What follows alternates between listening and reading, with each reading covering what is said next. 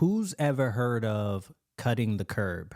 This philosophy started off as a way to improve accessibility for people who had disabilities, but its impact goes way farther than that. Let's rewind a little bit. In the 1960s and 70s, the disability movement was sweeping across our nation. This movement included preventing barriers in public spaces for people who were disabled.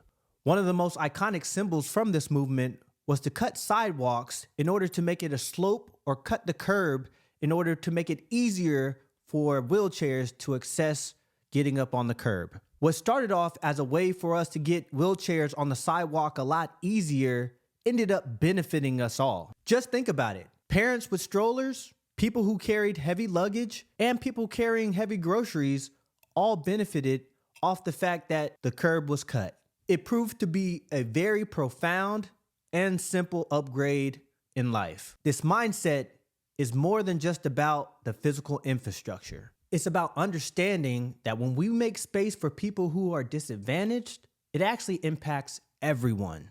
It's a shift in focus from seeing these things as accommodations to actually believing that they're universal benefits. So how does this apply to you? Whether it's advocating for social justice, pushing for workplace equality, or creating inclusive spaces, this cut the curb mentality is a call to action for you to actually use your privilege in order to help people who are disadvantaged, because it helps us all. We all benefit when we take time to widen the road, not just for ourselves, but so everyone can walk it with us. So, what's the one curb that you can cut today that will help somebody else move around this world that much more freely? Thank you for tuning in, and let's continue to normalize authenticity.